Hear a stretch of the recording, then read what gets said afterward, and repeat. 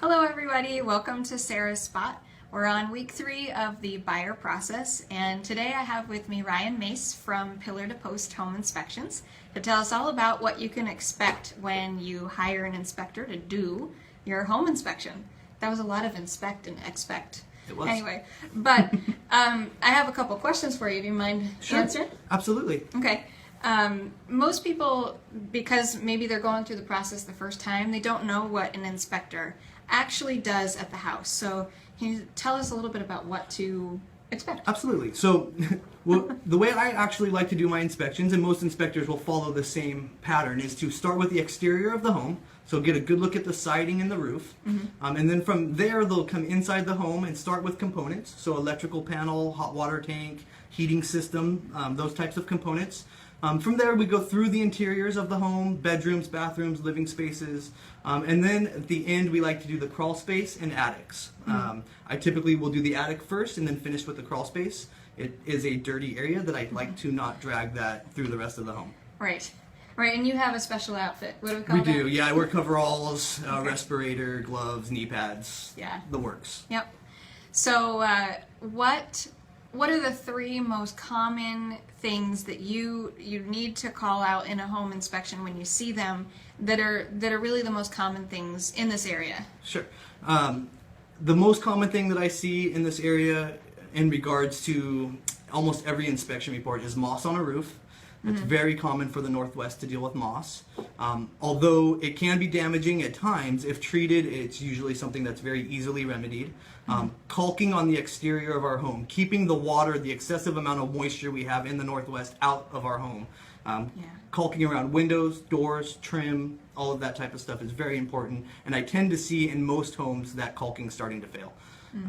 And then number 3, the thing that I see on almost every home that has a furnace is a lack of service records for that furnace. Yeah. It's very important that we keep our furnaces serviced. For one, they're less expensive to operate if we have them serviced annually. And 2, you can really extend the life of the furnace just by having it serviced regularly. Right. And not a lot of people have the records. I've only seen it in a few places where there's a nice little folder that's attached to the furnace, and every year that homeowner has stuck in their receipt from the HVAC specialist that's come out.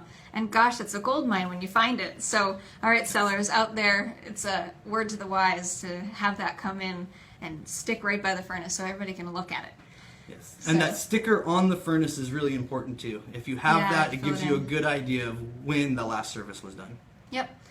Okay, so what do you think would be considered deal breakers if you saw on a home? I know this is a word that agents use a lot, but inspectors don't like to use it really as much.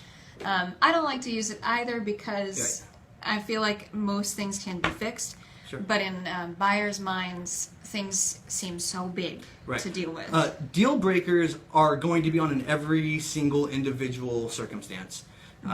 What can be wrong with a home to one potential set of buyers can be really a non-issue, and to another set of buyers can be, as we call, the deal breaker. Yeah. To me, what makes a home a deal breaker or not a deal breaker through the inspection is if what we find throughout the inspection is more than what the potential buyer is capable of handling financially, or if it doesn't make sense to spend that kind of money for the repairs if you don't get that return in your investment. Yeah.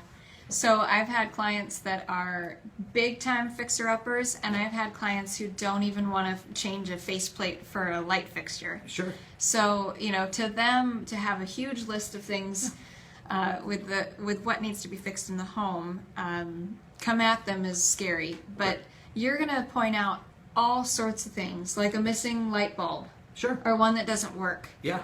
So there are little things like that that are very easy to fix. And then there's medium-sized things, and then there's bigger-sized things like, a roof replacement. And also, a home inspector is going to be able to see some things that you may not otherwise see with your naked eye. So we do have some tools and other things that we can use as far as infrared cameras, moisture meters, and things like that to show us the condition of materials that you can't see with your naked eye. So there are lots of advantages to having a licensed home inspector do an inspection for you. Yeah.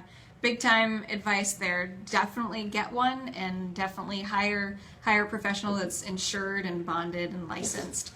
That's a very important step of buying a home. So And check their references yeah, and reviews.